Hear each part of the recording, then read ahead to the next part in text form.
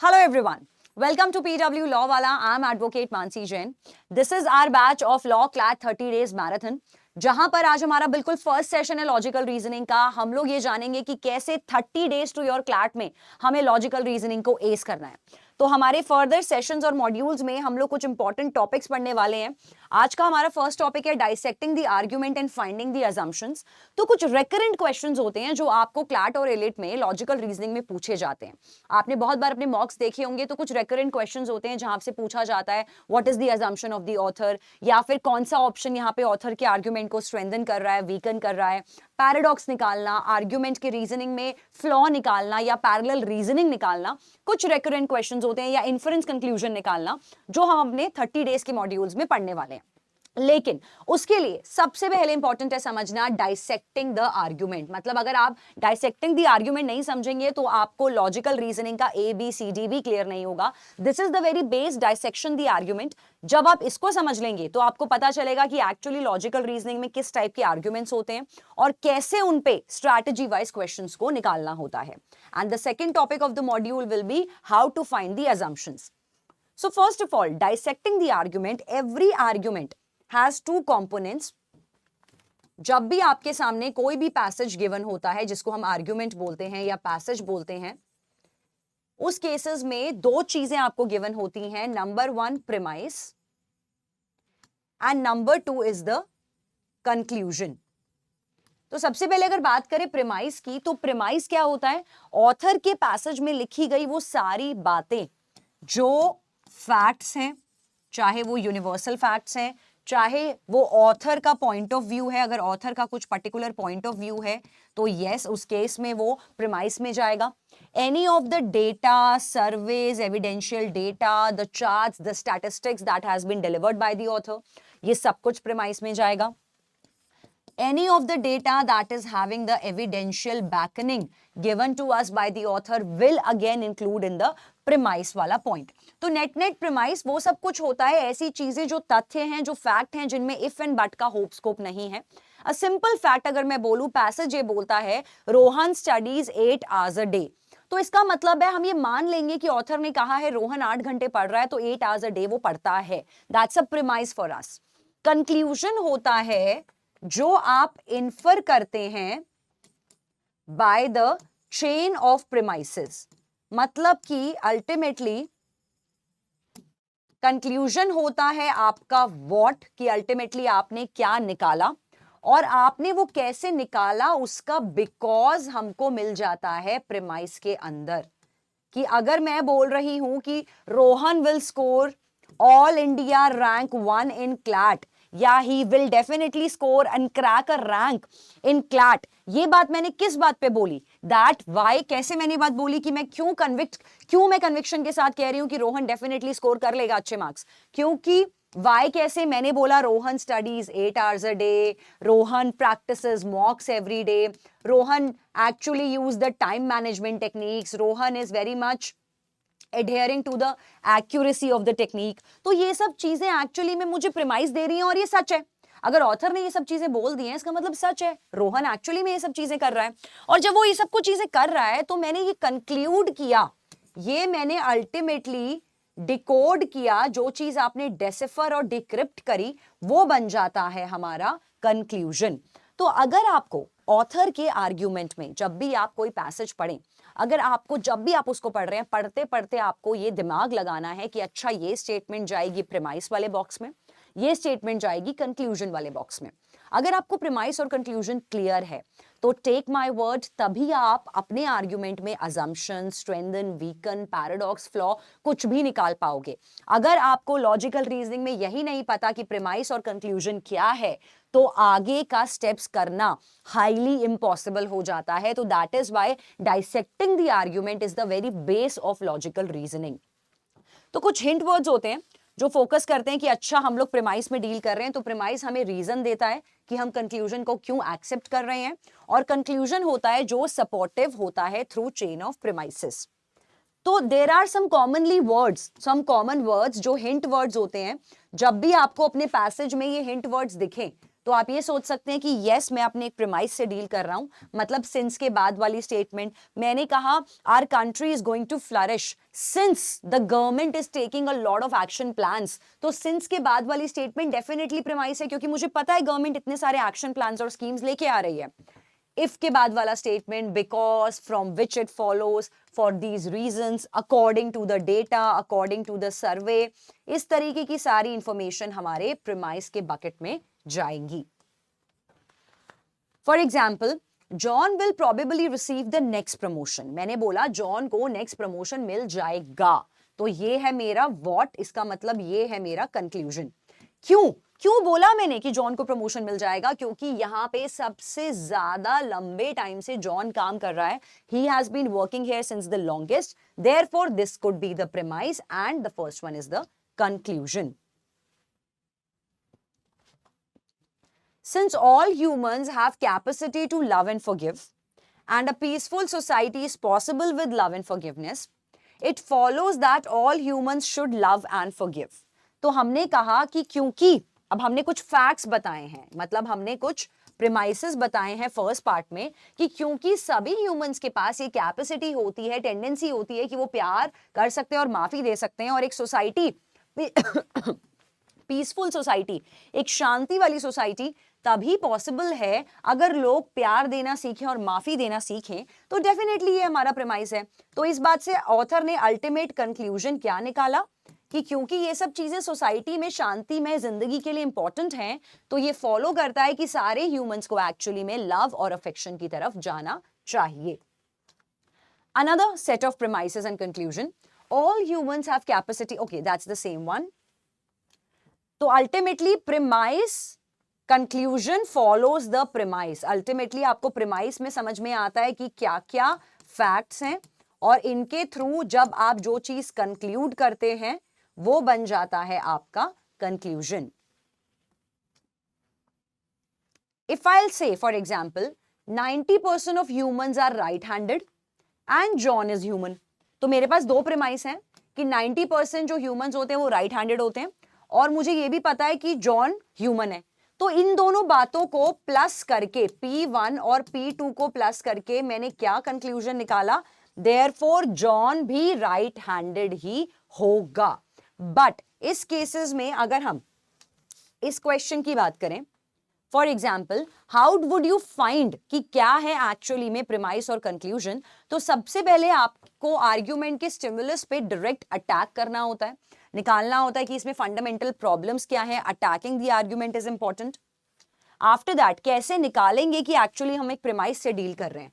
Author जब कोई बात क्लेम करता है, क्लेम का मतलब है सीधा सीधा ऑथर कह रहा है कि यार ये बात सच है, तो ऑथर क्लेम जब करेगा कोई बात तो साथ में बिकॉज भी प्रोवाइड करेगा। तो अगर वो क्लेम दे रहा है, बिकॉज प्रोवाइड कर रहा है, तो वो क्लेम आपका प्रीमाइस के कैटेगरी में जाएगा। तो fundamental purpose of the argument is to convince the audience about the claim, and ये क्लेम टिपिकली ऑथर अपने आर्ग्यूमेंट में एक्सप्रेस करता है। A simple example, there should be more laws to regulate the texting, हमें काफी नए नए laws बनाने चाहिए ताकि हम टेक्सटिंग को रेगुलेट करें वाइल ड्राइविंग। ड्राइविंग के दौरान लोग टेक्सटिंग करते हैं, इसको रेगुलेट करने के लिए we require some new laws in order to cut down the dangerous car accident. तो न्यू लॉ ऑथर ने बोला बनाने चाहिए। क्यों बनाने चाहिए, इसके पीछे उसने प्रीमाइस भी दिया है, मल्टीपल रोड एक्सीडेंट्स।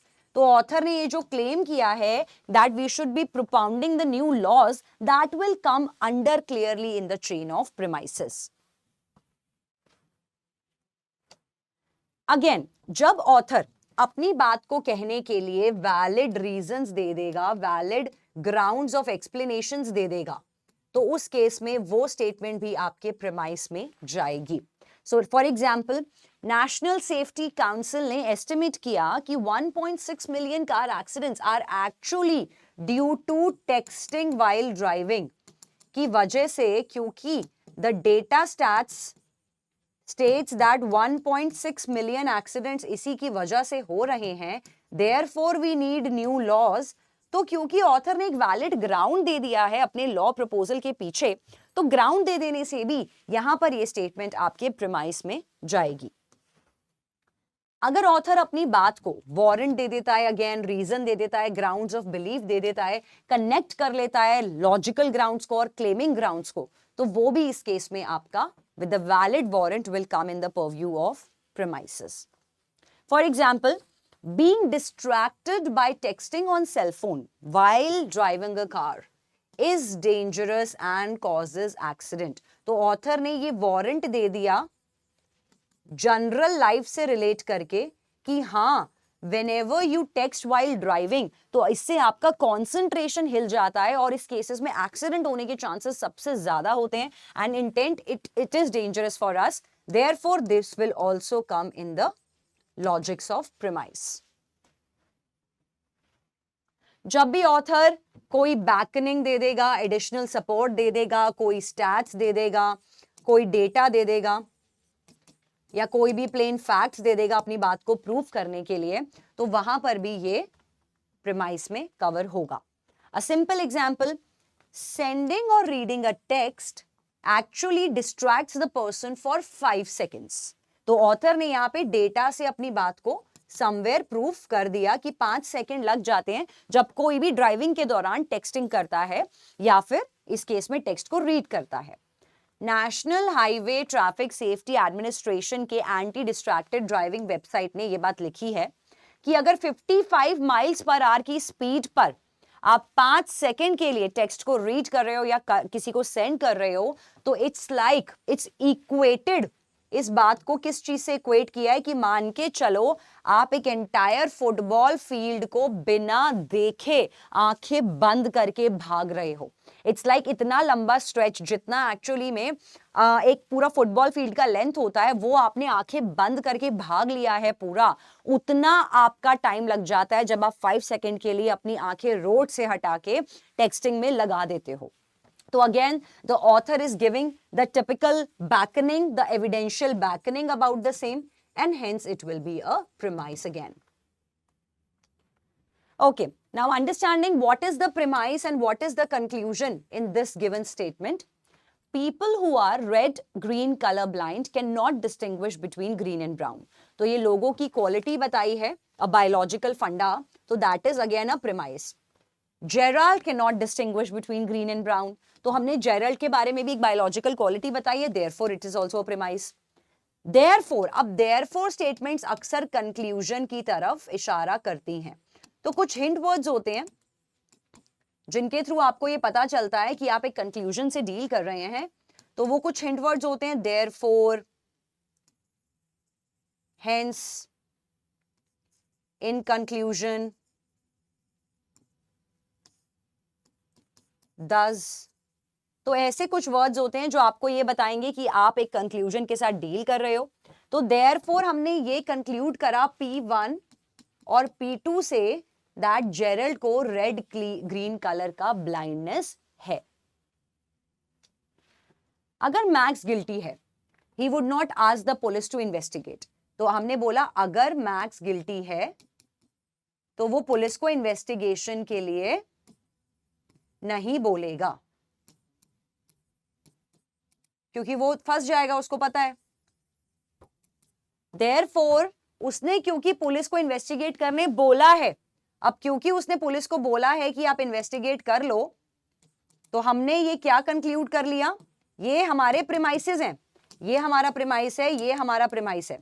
तो अल्टीमेट हमने कंक्लूजन क्या निकाला कि मैक्स इसका मतलब गिल्टी नहीं है.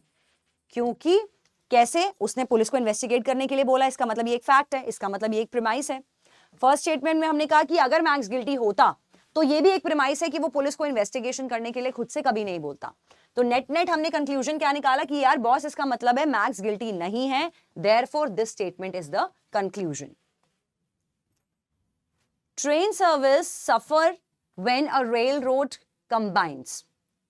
By dividing its attention between its freight and commuter customers, a railroad services neither particularly are well. Therefore, if railroad is going to be a successful business, it must concentrate exclusively on one of these two markets. तो हमने यहाँ पर बताया है premise कि rail road को कहाँ पे चैलेंजेस फेस करने पड़ते हैं. यहाँ पर हमने अल्टीमेटली नेट कंक्लूजन बताया सेकेंड स्टेटमेंट में कि अगर रेल रोड को सक्सेसफुल बिजनेस बनाना है तो उनको दोनों में से एक मार्केट होल्ड पे फोकस करना पड़ेगा। That is ultimate conclusion. और इसका मुझे वाई, ऐसा उनको क्यों करना चाहिए एक जगह पे कॉन्सेंट्रेट, इसका वाई हमको यहां से फर्स्ट स्टेटमेंट से मिलेगा, जो कि होगी आपकी एक premise. Cars drive faster on a long city block than on short city block. Again, that's a premise. हमने सीधा सीधा कार की स्पीड बता दी और रीजन भी सही दे दिया, उसके पीछे वारंटिंग भी है। Long blocks are thus more dangerous for pedestrians than short blocks. तो therefore यहां से हमने क्या कंक्लूजन निकाला कि पेडेस्ट्रियंस के केसेस में जो लॉन्ग ब्लॉक्स हैं वो ज्यादा डेंजरस होते हैं in comparison to the short blocks. Store के कंपेटिटर्स ने ये क्लेम किया कि जो स्टोर है in selling of the shirts at those prices neither made any profit nor broke even. तो मतलब एक पर्टिकुलर सेलिंग प्राइस पे जब शर्ट्स एक स्टोर ने बेची तो उन्होंने ना ही प्रॉफिट अर्न किया, no profit nor broke even, एक ब्रोक इवन रिकॉर्ड भी क्रिएट नहीं किया। Consequently, स्टोर के customer must have been able to buy shirts there at less than the store cost. तो अल्टीमेटली हमने इस बात से क्या कंक्लूजन निकाला कि कस्टमर्स को, इससे तो ये बात समझ में आती है कि कस्टमर्स को सारे प्रोडक्ट सेल पे मिल गए थे, मतलब कस्टमर्स को सारे प्रोडक्ट लेस प्राइस पे मिल गए थे, तभी तो कंपनी ने कोई प्रॉफिट नहीं अर्न करा। अगर कंपनी ने कोई प्रॉफिट नहीं अर्न किया, इसका मतलब नेट नेट सीधा कंक्लूजन है कि कस्टमर को सस्ते में माल मिल गया, क्योंकि कस्टमर से जब आप हेवी प्राइस चार्ज करोगे तभी तो वो मार्जिन ऑफ प्रॉफिट आप कमा पाओगे।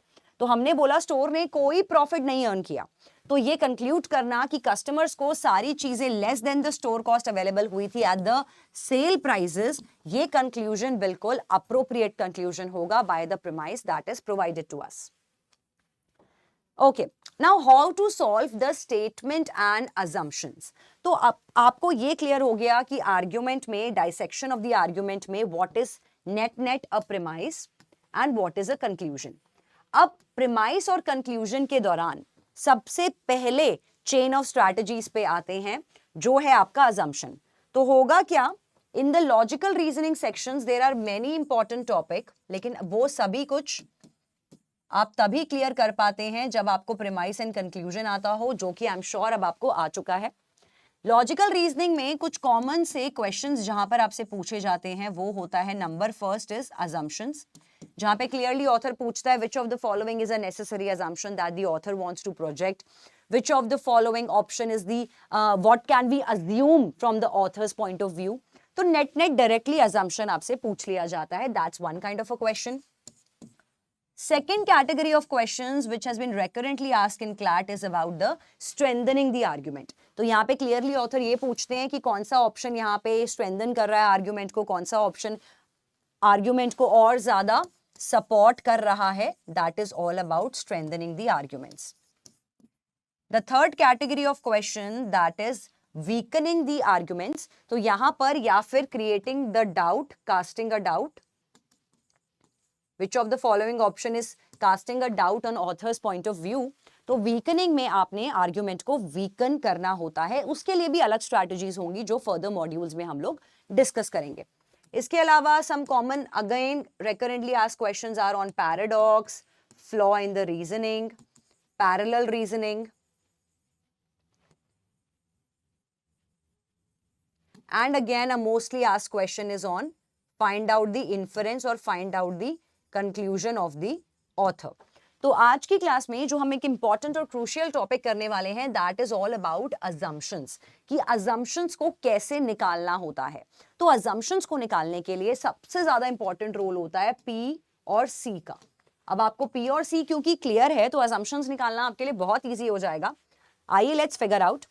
तो अजम्पशन होता है पी और सी के बीच का ब्रिज, एक ब्रिज होता है जो ज्वाइन करता है पी और सी को। ये एक क्योंकि ये अजम्पशन है तो ये विजिबल ब्रिज नहीं होता, ये इनविजिबल ब्रिज होता है, ये आपके मन का एक थॉट होता है, तो वो होता है आपका अजम्पशन। और रियल लाइफ में आप डे टू डे लाइफ में अज्यूम करते चलते हो। अगर आज आपको अपने ऑफिस पहुंचना है, आपको वीक डे में अपने ऑफिस पहुंचना है, आपने ड्राइव करके जाना है, आपका ऑफिस 50 किलोमीटर दूर है, तो आपको पता है वीकडे है, रश आवर्स है, तो मुझे आप ये अज्यूम कर लेते हो कि रास्ते में जैम मिल सकता है, मुझे टाइम से निकलना चाहिए। वहीं अगर आपको अपने सेम ऑफिस पे जाना होता लेकिन संडे को जाना होता क्योंकि बॉस ने एक्स्ट्रा काम के लिए बुला लिया, तो आप ये अज्यूम करते कि आज तो कोई जैम नहीं मिलेगा, मैं थोड़ा लेट भी निकल सकता हूं या निकल सकती हूं। तो ये अजम्पशंस आप डे टू डे लाइफ में करते रहते हो, लेकिन अब लॉजिकल रीजनिंग, क्रिटिकल रीजनिंग कर रहे हो, तो ये अजम्पशंस को आर्ग्यूमेंट पढ़ते पढ़ते भी करना है। तो अजम्पशन वो एक इनविजिबल ब्रिज है जो प्रीमाइस और कंक्लूजन को कनेक्ट करता है। कैसे कनेक्ट करता है? It's a bridge method that states कि प्रीमाइस और conclusion, premise plus assumption is equal to conclusion. This is the thing. Premise में हम अल्टीमेटली एक ब्रिज से जब हम जंप करते हैं, एक लीप ऑफ फेथ लेते हैं, वो हम लीप ऑफ फेथ इसलिए लेते हैं क्योंकि हमारे पास assumption है। बहुत सिंपल assumption जैसे आप डे टू डे लाइफ में बनाते हो, वैसी ही assumption आपको अपने लॉजिकल रीजनिंग में बनानी होगी। अब assumption को निकालना कैसे होता है? तो assumption निकालने के लिए एक बहुत निंजा टेक्निक है, that is called assumption negation test, that always comes handy.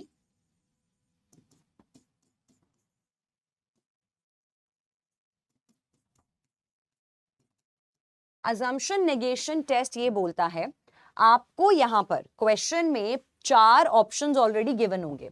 जब आपसे assumption का क्वेश्चन पूछा जाएगा क्लैट में, तो आपको ऑलरेडी 4 ऑप्शंस गिवन होते हैं और ऑब्वियसली इन चारों में से ही कोई ना कोई आपकी assumption होगी।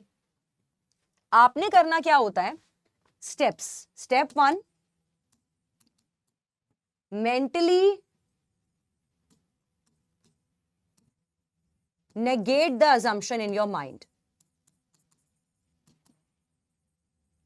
assumption को mentally negate करना है। तो mentally negate को अगर मैं एग्जांपल बोलूं, इफ आई एम बोलिंग, अगर मैं बोल रही हूं आई एम गुड, मैं बोलती हूं आई एम बैड, तो इसको नेगेट कैसे करोगे? मोस्टली बच्चे आई एम श्योर यहां पे बोलेंगे आई एम गुड, ये इन्होंने नेगेट कर दिया। लेकिन ये आई एम गुड बोलना नेगेशन नहीं है, आई एम गुड बोलना ऑपोजिट है। आपने ऑपोजिट बता दिया। नेगेट का मतलब है ना लगाना किसी चीज में। तो करेक्ट नेगेशन क्या होगी इस केस में? आई एम नॉट बैड, मतलब माना मैं उतनी अच्छी नहीं हूं, लेकिन ये भी मतलब नहीं है कि मैं उतनी बुरी हूं। I am not bad. तो यहां पर generally not bad is somewhere the middle zone. आप एक्सट्रीमिटीज पे खेल गए, साउथ पोल नॉर्थ पोल, या तो तू अच्छा है या तो बुरा है। अरे क्या पता इंसान ज्यादा अच्छा ना हो, क्या पता ज्यादा बुरा ना हो। तो नेगेशन होता है नॉट लगाना, नॉट ऑपोजिट निकालने को नेगेशन नहीं कहते। अगर सिंपल सी मैं बात बोलूं कि it is dark, it is dark का नेगेशन क्या होगा? It is not dark. अब आप ये बोल दोगे कि इट इज लाइट, तो यहां पे ये ऑपोजिट हो जाएगा। मतलब सिंपल सी बात है, आप रात और सुबह की बात कर रहे हो कि या तो सुबह है इट इज लाइट, या फिर रात है इट इज डार्क। मैं कह रही हूं इट इज नॉट डार्क, शाम भी तो हो सकती है, हल्का हल्का अंधेरा, हल्का हल्का लाइट भी तो हो सकता है। तो नॉट लगाना इंपॉर्टेंट है, नंबर 1। तो फर्स्ट स्टेप ये कहता है कि आपने मेंटली जो ऑप्शंस हैं, जो ये 4 ऑप्शंस हैं, आपने इनको मेंटली सबसे पहले तो मन में नेगेट करना है। अब assumption negation टेस्ट क्या बोलता है? देखो, अगर P और C को ये ब्रिज ने ज्वाइन किया हुआ है, ठीक है, यहां पर वाटर्स हैं, ऑब्वियसली ये ब्रिज है जो assumption का ब्रिज है। तो इसको आप ऐसे समझिए, सिंपल सा फंडा है कि मूवीज में आप देखते हो कि हीरो बॉम्ब डिफ्यूज करता है, ठीक है, और अचानक से हीरो के अंदर कैलिबर आ जाता है कि वो बिल्कुल सही तार काटता है और बॉम्ब डिफ्यूज हो जाता है। अगर हीरो गलत तार काटता तो बॉम्ब डिफ्यूज होगा? नहीं होगा। तो हम वहीं से इसको कॉन्सेप्ट को समझेंगे। आपने मेंटली सारी अजम्पशंस को पहले तो नेगेट कर लेना है। जिस अजम्पशन को नेगेट करके कंक्लूजन शैटर हो जाएगा, तो अब यहां पे टेक्निक निकल के क्या आती है और कैसे आती है वो भी लॉजिकली समझाऊंगी। इफ नेगेटिंग एन ऑप्शन, जिस भी आप सभी ऑप्शंस को नेगेट तो करेंगे मेंटली, अगर एक ऑप्शन को नेगेट करने के बाद, if negating an option will kill or shatter the conclusion, it is henceforth the correct assumption. मतलब जिस assumption को negate करने के बाद, मतलब अब समझो कि मैंने सही assumption पकड़ी, जब मैंने सही assumption पकड़ी, मैंने सही नट बोल्ट पकड़ा, assumption वाला सही नट बोल्ट सपोज बी था, जब मैंने उसको पकड़ा तो मेरे कंक्लूजन का ब्रिज हिलने लग गया। इसका मतलब मैंने सही नेल को पकड़ा था, इसका मतलब मैं सही assumption पे थी। तो जिस assumption को मेंटली नेगेट करने के बाद आपका कंक्लूजन मुमकिन ना हो, आपका कंक्लूजन शैटर हो जाए, आपका कंक्लूजन डिस्ट्रॉय हो जाए, कंक्लूजन तक पहुंचना मुश्किल हो जाए, तो वो उस केस में आपका करेक्ट assumption बन जाता है, जिसके नेगेशन पर कंक्लूजन शैटर हो जाए, that is the correct assumption। Simple सा एग्जांपल अगर मैं देती हूं, यहां पे हमने बोला कि स्टेटमेंट 1 बोलती है आपकी, प्रीमाइस ने कहा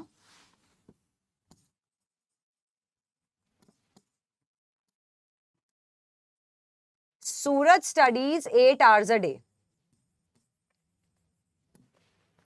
कंक्लूजन में मैंने बोला Suraj will score a rank, वो एग्जाम में रैंक स्कोर कर लेगा।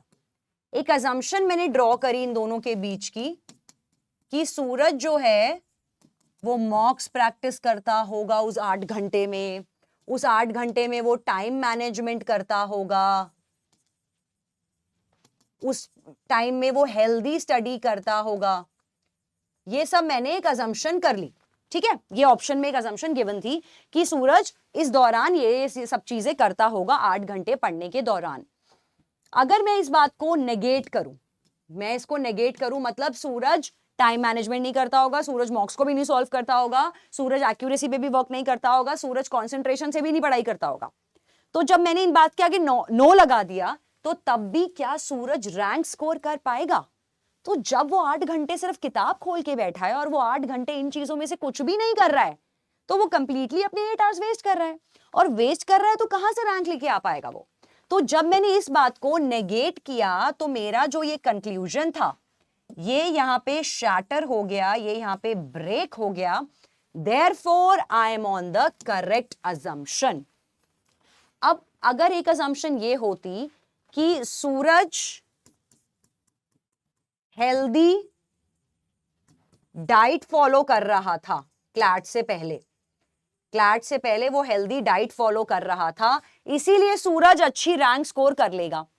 तो अगर सूरज अच्छी डाइट नहीं भी फॉलो कर रहा होता, इस बात को नेगेशन में ले जाते हैं कि Suraj is not following a healthy diet, तो अगर वो हेल्दी डाइट नहीं फॉलो करेगा, तब भी क्लैट में रैंक लाना तब भी पॉसिबल है। Although obviously what you eat is what you are, but still, मतलब खाना हेल्दी डाइट नहीं फॉलो कर रहा, हम ये नहीं कह रहे भूखा मर रहा है, क्या पता जंक फूड वगैरह खा रहा हो, लेकिन जंक फूड खाने के बावजूद भी रैंक स्कोर हो सकती है। तो जब मैंने हेल्दी डाइट फॉलो करने वाली बात को, अजम्पशन को नेगेट किया, मेरा कंक्लूजन बिल्कुल भी नहीं हिला, मैं कंक्लूजन तक तब भी पहुंच पा रही हूं, मैं सूरज को तब भी रैंक दिला पा रही हूं। देयरफॉर ऑटोमेटिकली ये वाली अजम्पशन मेरी इनकरेक्ट अजम्पशन होगी।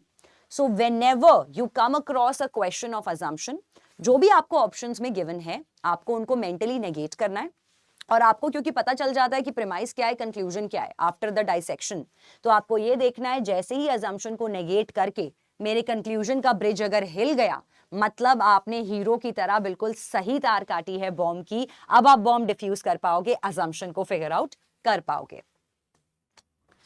ओके, नाउ अंडरस्टैंडिंग इसमें क्या अजम्पशन हो सकती है।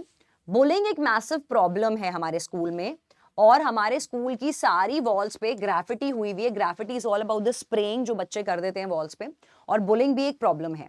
तो आर्ग्यूमेंट किस बात को अज्यूम करता है इनमें से, कि ग्राफिटी को रोकना चाहिए, ग्राफिटी एक बुलिंग का साइन है, बुलिंग हर स्कूल में कॉमन है, या वॉल स्कूल की क्लीन करनी चाहिए।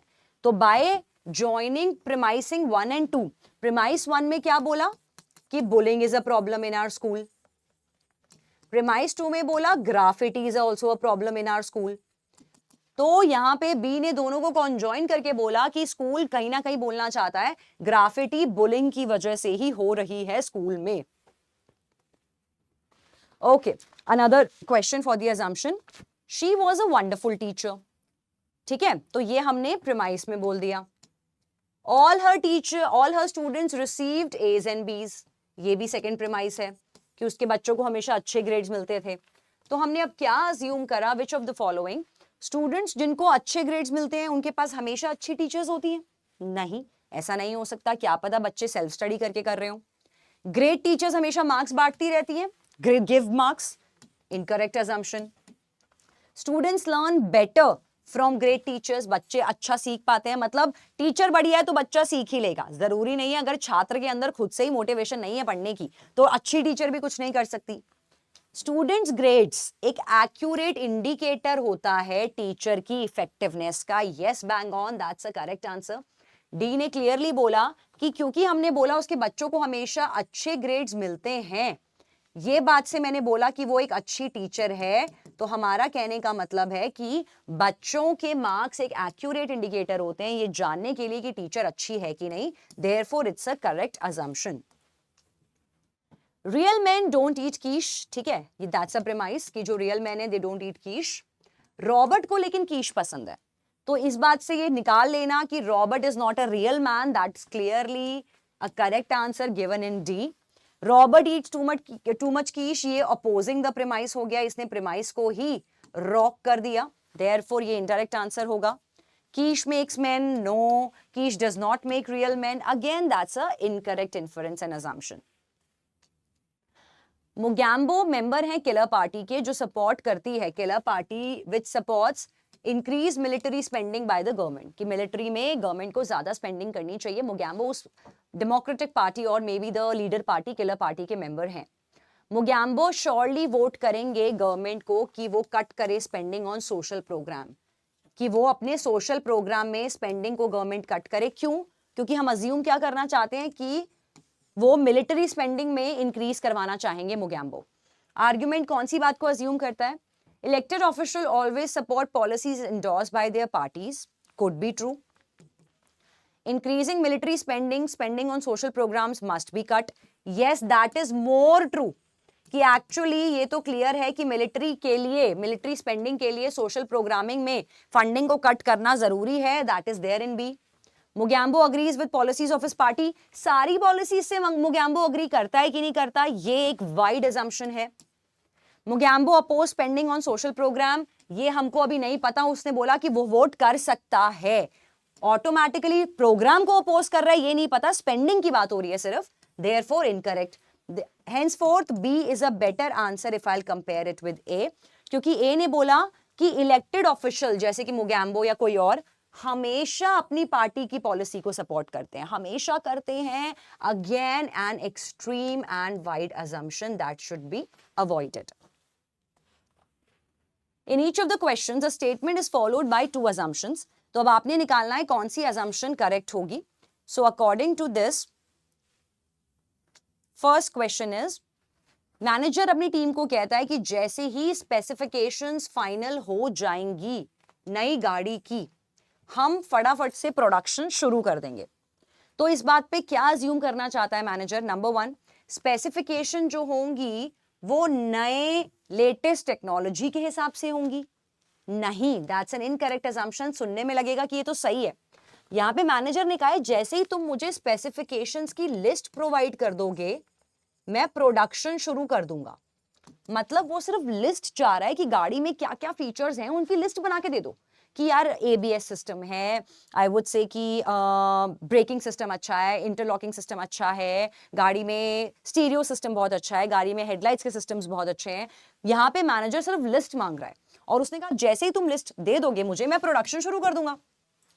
ये बात समझ लेना, अज्यूम कर लेना कि लिस्ट जो है वो अप टू डेट लिस्ट होगी, करंट स्टैंडर्ड्स के हिसाब से होगी। ये आपका वाइड assumption है। सेकंड ने कहा इनफ टेक्नोलॉजी ऑलरेडी कंपनी के पास है जिससे वो तुरंत के तुरंत प्रोडक्शन शुरू कर सकते हैं। Therefore second assumption is the correct choice. Next question, statement कहता है क्रिटिक टू इंटरव्यूअर, पूछते हैं हमें सेंसर नहीं करने चाहिए literary classics that have racist undertones. मतलब जितने भी लिटरेरी बुक्स होते हैं, बहुत सारे टाइप के बुक्स होते हैं, नॉवेल्स, रोमांटिक नॉवेल्स, एपिक्स, उपनिषदास, तो उनमें से जो लिटरेरी क्लासिक बुक्स होती हैं, जो क्लासिक्स हैं और लिटरेरी क्लासिक बुक्स हैं, उनमें हमें रेसिज्म को अलाउ कर देना चाहिए. मतलब उस केस में हमें रेसिज्म को अलाउ कर देना चाहिए, हमें रेसिज्म को सेंसर नहीं करना चाहिए. अब हमने क्या अज्यूम करा ऑथर की इस बात के पीछे कि ऑथर ने कहा कि जितनी भी लिटरेरी क्लासिक बुक्स हैं उनमें अगर रेशियल डिस्क्रिमिनेशन हो रहा है तो होने देना चाहिए, उसको अलाउ होने देना चाहिए, उसको सेंसर नहीं करना चाहिए. इसके पीछे ऑथर का क्या अजम्पशन है? नंबर 1, लिटरेरी क्लासिक्स अपनी वैल्यू लूज कर देंगी अगर उनको सेंसर किया गया. बिल्कुल, ये यही बोलना चाहते हैं कि लिटरेरी क्लासिक्स बुक्स की क्वालिटी खराब हो जाएगी, उनकी value, the aesthetic value, the literary value, वो दोनों चीजें शायद लो ऑन पॉइंट पे चली जाएंगी अगर हम रेसिज्म को हटा देंगे. तो क्योंकि बुक्स अपनी लिटरेरी क्लासिक बुक्स अपनी वैल्यू डिमोलिश कर देंगी, इसीलिए वहां पर रेसिज्म को होने देना चाहिए. That could be the correct and possible assumption. B ने लेकिन क्या कहा? रेसिज्म को ओवरलुक कर दो अगर वो राइटिंग में है. It is an extreme option. अब आप सोचोगे क्यों एक्सट्रीम है और ये इनकरेक्ट ऑप्शन है. सेकंड ने बोला कि रेसिज्म को, मतलब रेशियल डिस्क्रिमिनेशन को आप होने दीजिए अगर वो राइटिंग में है. अब राइटिंग तो आर्टिकल्स भी होते हैं, मैगजीन्स भी होती हैं, ब्लॉग्स भी होते हैं, नॉवेल्स भी होती हैं, बहुत सारे तरीके के राइटिंग मटेरियल अवेलेबल हैं जो आर्टिस्ट क्रिएट करते रहते हैं. सेकंड ने कहा कि रेसिज्म को हर जगह होने दो, कहीं पर भी सेंसर मत करो. तो यहां पर तो फिर फंडामेंटल राइट के अगेंस्ट जा रहे हैं आप. तो ये एक्सट्रीम ऑप्शन है. इसने कहा सारी बुक्स में ऐसा होने दो. Therefore second assumption is the incorrect choice. Understanding this question, statement ने कहा India has one of the biggest educational systems in the world. तो स्टेटमेंट क्लेम करती है कि इंडिया में one of the biggest education system है अगर हम वर्ल्ड स्टैंडर्ड से कंपेयर करें. Assumption, number of educational institutions. Educational institutions में आपके आ जाएंगे स्कूल्स, कॉलेजेस एंड एवरीथिंग. तो जितने भी एजुकेशनल इंस्टीट्यूशंस हैं इंडिया में वो काफी हायर हैं than most educational setups in other countries. तो यस, ये बिल्कुल ठीक है. अगर मल्टीपल कॉलेजेस हैं, मल्टीपल स्कूल्स हैं, मल्टीपल इंस्टीट्यूट्स हैं, तो ये मान लेना कि इंडिया का जो एजुकेशनल सिस्टम है वो काफी बड़ा है in comparison to the world standards. That is the correct assumption. Second ने कहा इंडिया के इलिटरेट पॉपुलेशन इक्वल है to the population of USA. तो इलिटरेट पॉपुलेशन का जिक्र हो रहा है नंबर 1, और उस इलिटरेट पॉपुलेशन को इक्वेट किया गया है कि इंडिया में और यूएस में इलिटरेट पॉपुलेशन इक्वल है. इलिटरेट पॉपुलेशन अगर इक्वल है भी तो यहां पर अगेन टोटली एजुकेशन सिस्टम सबसे बिगेस्ट है. इस बात को ये असम्पशन टच भी नहीं कर रही है. Therefore beyond the scope option and not a correct assumption. Statement कहती है एक increasing body of observations gives a collective picture of warming world. तो यहां पर इंक्रीजिंग बॉडी ऑफ ऑब्जर्वेशंस का मतलब है एक ऑर्गेनाइजेशन ने ये डेटा प्रोवाइड किया है कि रिसेंटली ग्लोबल वार्मिंग बहुत ज्यादा शूट कर रही है and other changes in the climate system. तो नेट जियोपॉलिटिकल सिनेरियोस के बारे में बोला है कि global warming is on the increasing trend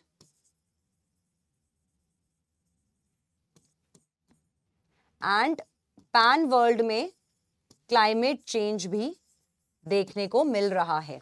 अब हम क्या अज्यूम कर सकते हैं? Heat waves and periods of unusually warm weather are being experienced. बिल्कुल, जब हमने कह दिया कि ग्लोबल वार्मिंग बढ़ रही है तो ऑटोमेटिकली जो वर्ल्ड है वो हीटअप हो ही रहा होगा. अब हीटअप होगा तो अनयूजुअल वार्म वेदर आएगा पूरे वर्ल्ड में, तो ये एक्सपीरियंस करा जाएगा लोगों के थ्रू. तो yes, it's a correct assumption. Second ने कहा sea level rise and coastal flooding has been prevalent since olden times. तो यहां पर olden times जो लिखा है कि पुराने टाइम से हम सी लेवल राइज और कोस्टल फ्लडिंग देख रहे हैं, तो क्योंकि ये हिस्टोरिकल डेटा पे फोकस कर रहा है, फर्स्ट पार्ट बिल्कुल ठीक था कि हाँ क्लाइमेटिक चेंज देखने को मिल रहे हैं, सी लेवल राइज देखने को मिल रहा है, कोस्टल फ्लडिंग देखने को मिल रही है, क्लाइमेट चेंज तक ये वाला पॉइंट बिल्कुल ओके जा रहा था। लेकिन जैसे ही इस पॉइंट ने ओल्डन टाइम्स को इंक्लूड कर लिया तो ये हिस्टोरिकल आर्केक फॉर्म में आपको समझा रहा है, और archaic data, historical data passage में डिस्कस नहीं कर रहा था, वो रीसेंट पॉइंट ऑफ व्यू को डिस्कस कर रहा था। Therefore second is an incorrect assumption choice. Students जो एमबीए ज्वाइन करते हैं वो बिजनेस लीडर्स बनते हैं कल के, तो clearly MBA students will definitely become the business leaders of tomorrow, ये ऑथर का कंटेंशन है। अब इन्होंने अजम्पशन क्या बोली कि एंटरप्रेन्योर बनने के लिए, एक अच्छा बिजनेस पर्सन बनने के लिए एमबीए की डिग्री मस्ट है। बिल्कुल ठीक है, इसने यही तो कहा सभी एमबीए के बच्चे बिजनेस लीडर्स बनते हैं, जो भी बच्चे एमबीए ज्वाइन करते हैं वो बिजनेस लीडर्स बन जाते हैं। तो इसका मतलब ऑथर ये कहना चाहता है कि एंटरप्रेन्योर बनने के लिए एमबीए की डिग्री होना बहुत जरूरी है, तभी आप लीडर बन पाओगे, एंटरप्रेन्योर बन पाओगे। सेकंड ने कहा there are not many business leaders today who do not have an MBA degree. अब ये डबल नेगेटिव्स हैं, इसलिए पढ़ने में कंफ्यूजन लगेगा। डबल नेगेटिव्स का मतलब है बहुत सारे आजकल ऐसे बिजनेस लीडर्स नहीं हैं, no business leaders today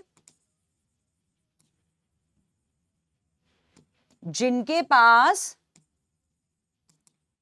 MBA degree नहीं है। तो अब यहां पे देखा जाए डबल नॉट से नॉट कट होगा, अल्टीमेटली बिजनेस लीडर्स के पास एमबीए डिग्री होना जरूरी है। यही दोबारा से ऑथर बोलना चाहता है कि आजकल के टाइम में बहुत ज्यादा बिजनेस लीडर नहीं है जिनके पास एमबीए की डिग्री ना हो। इसका मतलब जितने भी बिजनेस लीडर्स हैं उनके पास एमबीए की डिग्री है। तो बीइंग द डबल नॉट्स, यहां पे जो दो नॉट्स डिस्कस करें, तो इंग्लिश लैंग्वेज में 2 nots is equal to 1 positive, जैसा मैथ्स में भी होता है माइनस माइनस पॉजिटिव। तो ये statement is actually a positive statement and reflecting the author's point of view. henceforth second is also the correct assumption. No discussion on the subject will be entertained declared by the principal. Principal ने सीधा सीधा ये declare कर दिया कि इस मुद्दे पर अब मुझे कोई डिस्कशन चाहिए ही नहीं, no discussion on this issue. Clearly ये बात प्रिंसिपल ने बोल दी। क्या असम्पशन निकाल सकते हैं हम इस बात की? Someone may ask for a discussion on the subject. बिल्कुल सही बात है कि कोई ना कोई तो पूछेगा, तभी तो प्रिंसिपल ने डिक्लेयर कर दिया कि अब कोई भी पूछेगा तो भाई सीधा सीधा है, मैं कोई इस मुद्दे पे अब डिस्कशन नहीं करूंगा, तो कोई ना कोई पूछेगा, इसीलिए पहले ये डिक्लेरेशन दे दी। असम्पशन बिल्कुल ठीक है, करेक्ट। सेकंड ने कहा प्रिंसिपल ऑटोक्रिटिक है। अब ये चला गया आपका एक्सट्रीम में। जस्ट बिकॉज प्रिंसिपल की सिर्फ एक सिंगल लाइन बताई गई है, एक सिंगल बताया गया है कि प्रिंसिपल ने स्कूल में क्या किया, इससे ये मान लेना, प्रिंसिपल को जज कर लेना कि प्रिंसिपल स्ट्रिक्ट है, प्रिंसिपल ऑटोक्रिटिक है, प्रिंसिपल अपनी चलाता है, प्रिंसिपल स्कूल में किसी की नहीं सुनता, ये एक्सट्रीम असम्पशन है जिसमें हम प्रिंसिपल को सिर्फ एक कही भी बात पे एक्सट्रीम पॉइंट पे जज कर लेंगे। And therefore second can not be the assumption and only first one is the correct one. Now understanding question number 12, statement कहता है all this time quiet diplomacy rather than the grandstanding has been New Delhi's preferred path in prodding the Sri Lanka towards reconciliation with the island's Tamil minority. तो यहाँ पर ये बोला गया है कि जो आइलैंड है उसकी तमिल माइनॉरिटी है, और जो इंडिया है उसका प्रेफर्ड प्लान ये है कि उन्होंने श्रीलंका के साथ रिकंसिलिएशन करना है, मतलब पीस मूवमेंट्स की तरफ जाना है। तो all this time diplomacy is actually being preferred, the government of Delhi is actually preferring the diplomacy route to have a reconciling relationships with Sri Lanka regarding the minority people of Tamilians. That this has not produced the desired outcome, but इस चीज को follow करते हुए desired outcome नहीं मिला है government को, the fruitful results have not been taken by the government, especially अगर देखा जाए in the matter of forward looking political solutions to the Tamil in question is evident. तो मतलब अगर हम माइनॉरिटी रिलेटेड प्रॉब्लम को सॉल्व करें तो माइनॉरिटी रिलेटेड इस डिप्लोमेसी अप्रोच पर जाने के लिए गवर्नमेंट को अल्टीमेटली कोई पॉलिटिकल सॉल्यूशन टिल डेट नहीं मिला है while actually trying to solve the problem that the government wanted to do। इसके पीछे कौन कौन से नेसेसरी assumptions हैं जो हम यहाँ पे फिगर आउट कर सकते हैं। तो फर्स्ट assumption ये बोलती है न्यू दिल्ली ने एक्सपेक्ट किया था गवर्नमेंट ने कि diplomacy to provide a political solution to the problem with Sri Lanka with respect to the issue of Tamilians। बिल्कुल yes, obviously जब उन्होंने डिप्लोमैटिक solution पे जाने की कोशिश करी थी तो डेफिनेटली कहीं ना कहीं गवर्नमेंट का ये एक्सपेक्टेशन तो डेफिनेटली रहा होगा कि जो डिप्लोमेसी रूट है that will innately solve the problem of Tamilians, the minority people. तो गवर्नमेंट का ये अजम्पशन रहा होगा, तभी गवर्नमेंट ने एक डिप्लोमेसी रूट लिया था, लेकिन वो तो बाद में पता चला कि this route has been failed. Therefore, first is the correct assumption that was in the mind of the people of the government people of New Delhi. Second, Sri Lankans are mavericks, and to solve this problem, New Delhi needs to adopt non-diplomatic ways। तो mavericks के लिए बोला है कि these people are, Sri Lankans are generally the mavericks। mavericks एक extreme word है जो उन्होंने शैतान के सेंस में जनरली हम लोग यूज करते हैं, जो एक्चुअली बड़े कलाबाजियां करते हैं या डिफरेंट लेवल पर चले जाते हैं। तो mavericks is somewhere in the negative words. तो इस वाले असम्पशन ने सीधा सीधा श्रीलंकन पीपल को क्लियरली मैवरिक्स बोल दिया और ये कहा कि इस प्रॉब्लम को न्यू दिल्ली के डिप्लोमेसी रूल्स तो कभी नहीं सुलझा पाएंगे, तो डेफिनेटली 100% श्योर गवर्नमेंट को नॉन डिप्लोमेटिक वेज पर ही जाना चाहिए। This is yes an extreme assumption and also beyond the scope, क्योंकि उनको मैवरिक्स अज्यूम कर लेना is ultimately an extreme option. Therefore, second assumption is not correct and hence only first assumption is correct as per the question above। Understanding the question number 13, statement ने कहा popularity of the hand drawn black and white pencil sketch portraits is set to decline। तो मतलब जितने भी portraits होते हैं, लोग painting से आर्टिस्ट पोर्ट्रेट्स बना देते हैं जिसमें ब्रश स्ट्रोक्स यूज करते हैं, पेंटिंग कलर्स यूज करते हैं, विविड इमेजरीज यूज करते हैं, लेकिन कुछ कुछ आर्टिस्ट ऐसे होते हैं जो ब्लैक पेन एंड पेंसिल से, मतलब स्केचिंग जिसको हम कहते हैं जनरली, पेंसिल के थ्रू स्केच करके भी पोर्ट्रेट्स क्रिएट करते हैं। तो इन्होंने कहा इस टाइप के जो पोर्ट्रेट्स हैं, we have seen a decline sharply, the people are not usually buying these things. Decline देखने को मिला है हमें पेंसिल पोर्ट्रेट्स के अंदर एज पर the author. A sharp decline has been seen recently as now computers are available which can draw pencil sketch portraits। तो इसके पीछे रीजन क्या दिया है कि क्योंकि टेक्नोलॉजी आ चुकी है, क्योंकि कंप्यूटर्स आ चुके हैं, तो पहले जिन आर्टिस्ट की जरूरत होती थी पेन एंड पेंसिल वाला स्केच ड्रॉ करने के लिए, वहां पर now the computer technology is doing the needful, therefore इनका डिक्लाइन, शार्प डिक्लाइन हो चुका है। What are the possible assumptions that the author want to decode? First one कहता है people prefer, लोग प्रेफर करते हैं colored portraits nowadays as compared to the pencil sketch portraits।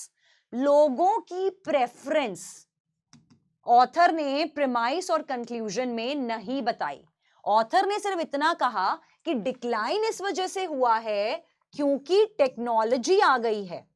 Decline के पीछे लोगों का प्रेफरेंस था, ऐसा ऑथर ने क्योंकि कोई भी बात मेंशन करी ही नहीं है प्रीमाइस और कंक्लूजन के अंदर, तो हम अपने आप से ये सोच लें, ये अज्यूम कर लें कि लोगों ने इस टाइम पे पेंसिल स्केचेस लेना बंद कर दिया है क्योंकि लोगों को कलर्ड पोर्ट्रेट्स में ज्यादा दिलचस्पी है, ज्यादा इंटरेस्ट है। That is a wrong assumption since the preference has not been discussed if at all। Second कहता है sketches by computer look like hand drawn sketches and it is difficult to make out any difference with the naked eyes। yes, it's a correct option। इसने कहा कि जो computer वाले sketches हैं, computer sketches are totally equal to the hand drawn sketches। मतलब अगर किसी artist से आप हैंड ड्रॉन स्केच बनवाते हो या फिर उसको आप कंप्यूटर से बनवा लेते हो, दोनों में डिफरेंस पहचानना मुश्किल है, बिल्कुल दोनों सेम लगते हैं, बिल्कुल रेप्लिका लगते हैं, तो लोगों को लगता है यार टाइम सेव कर लेते हैं, कंप्यूटर से निकलवा लेते हैं प्रिंट आउट, बजाय कि एक आर्टिस्ट को एक्स्ट्रा पैसे देने के। तो ये वाली assumption क्लियरली जस्टिफाई कर रही है with the given premise and conclusion, and henceforth second has to be the correct assumption and not the first one. Moving ahead, statement ये कहता है कि गवर्नमेंट ने डिसाइड किया है कि वो कंस्ट्रक्ट करेंगे एक 8 लेन सुपर हाईवे। तो government wants to construct a good 8 lane super highway. ये गवर्नमेंट का प्रपोज्ड प्लान है that they want to do across the state. किस लिए, इसके पीछे रीजन क्या है? To facilitate the fast movement of vehicles. तो मतलब फास्ट मूवमेंट के पीछे पर्पस क्या है यहां पे गवर्नमेंट का इस 8 लेन हाईवे को कंस्ट्रक्ट करने का? The purpose behind it is the fast movement of vehicles। कि vehicles का मे बी यहाँ पे vehicles का जैम लग जाता हो, मे बी कंजेशन हो जाता हो रोड पे, तो ये कुछ रीजंस हो सकते हैं जिस वजह से गवर्नमेंट चाहती है एक smooth movement of the traffic रहे, smooth movement of the vehicles रहे, फ्राइट रहे। तो वहां पर that's why they want to do a 8 lane super highway project. इसके पीछे गवर्नमेंट का assumption क्या रहा होगा? फर्स्ट ऑप्शन ने कहा government has adequate resources to construct the proposed super highway. कि गवर्नमेंट ने यहां पे बोला, डिसाइड कर लिया है कि हम हाईवे बनाएंगे। तो जब डिसाइड कर लिया है तो डेफिनेटली गवर्नमेंट के पास एडिक्वेट रिसोर्सेज होंगे। अगर गवर्नमेंट के पास रिसोर्सेज ना होते हाइपोथेटिकली, तो गवर्नमेंट ये डिसाइड भी नहीं करती कि चलो हाईवे बनाते हैं। तो क्योंकि गवर्नमेंट ने डिसाइड कर लिया कि हाईवे बनाना है, तो ये मान लेना कि गवर्नमेंट के पास एडिक्वेट रिसोर्सेज अवेलेबल हैं, that is a definite correct assumption। Second ने कहा there is no other highway which can be used for transportation of goods across the state. अब ये मान लेना कि कोई और हाईवे है ही नहीं। सरकार ने कहा, सपोज कि 4 हाईवे यहां से ऑलरेडी जा रहे हैं, सरकार ने कहा एक नया 8 लेन हाईवे हम लोग बना देंगे। तो इस बात से ये मान लेना, इस ऑप्शन ने कहा कि कोई और हाईवे अवेलेबल ही नहीं है। गवर्नमेंट के पास no other highway is available right now. इस वजह से गवर्नमेंट ये 8 लेन हाईवे बनाना चाहती है। ये idea is a false assumption, it's a wrong assumption। माना सरकार ने ये सोचा कि आज एक नया प्रोजेक्ट बनाना है, तो ये अज्यूम कर लेना कि पीछे हमने ऐसा कोई प्रोजेक्ट नहीं बनाया या पीछे हम टोटली जीरो हैं, नल है इस केसेस में। तो ये सोचना एक वाइड assumption है। क्या पता ऑलरेडी बहुत सारे हाईवे हों लेकिन वो डिमांड को फुलफिल ना कर पा रहे हों, इसीलिए एक नया 8 लेन वाइड हाईवे बनाने का आइडिया दिमाग में आया हो।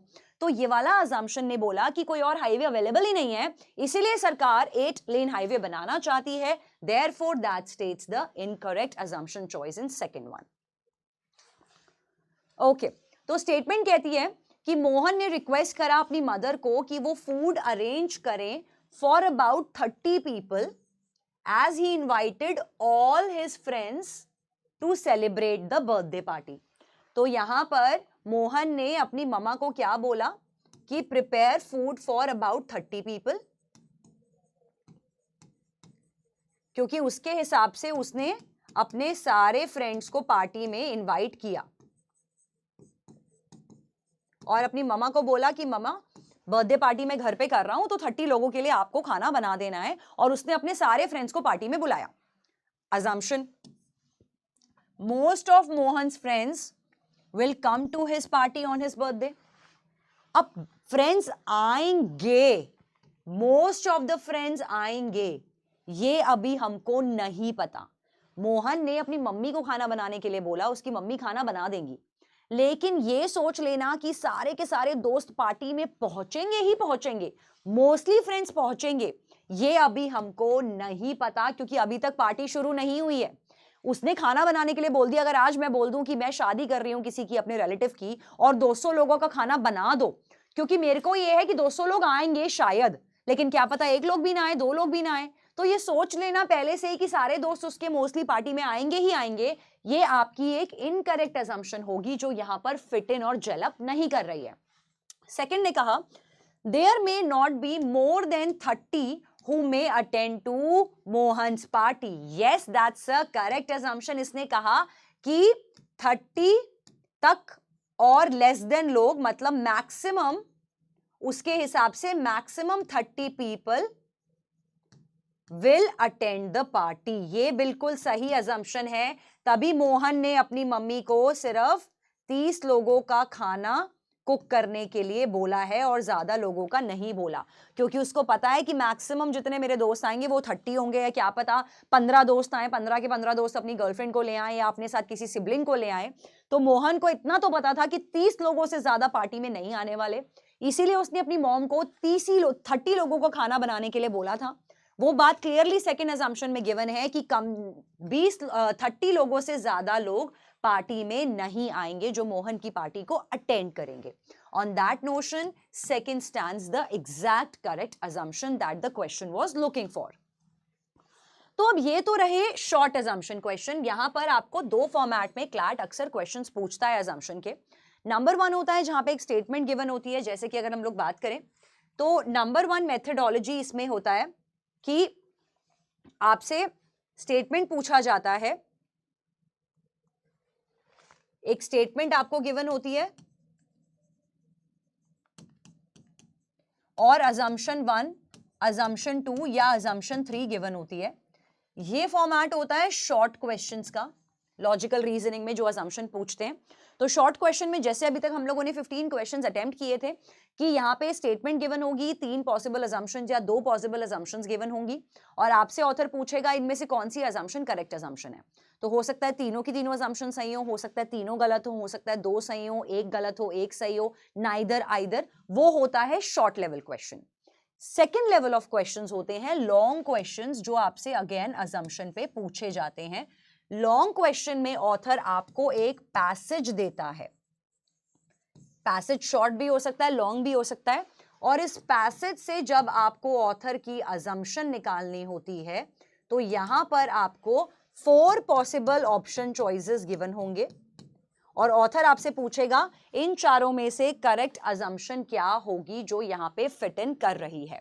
तो क्योंकि अब आपने समझ लिया है कि शॉर्ट लेवल क्वेश्चन में अजम्पशन कैसे निकालनी है, दैट वाज कंपैरेटिवली इजियर।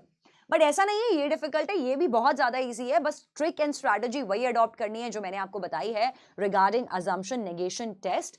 तो अजम्पशन नेगेशन टेस्ट के हिसाब से अब हमारे सामने एक ये पैसेज है, पहले हम पैसेज को समझेंगे, accordingly will try to figure out the correct assumption of the question. तो पैसेज ये कहता है, एक रीजन है Larsen cannot do the assignment is that she has an unavoidable scheduling conflict।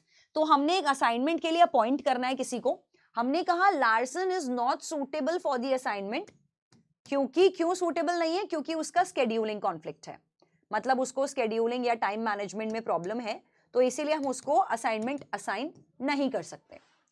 Frank एक और कंटेंडर है, फ्रैंक को भी हम लोग असाइनमेंट नहीं दे सकते, क्यों?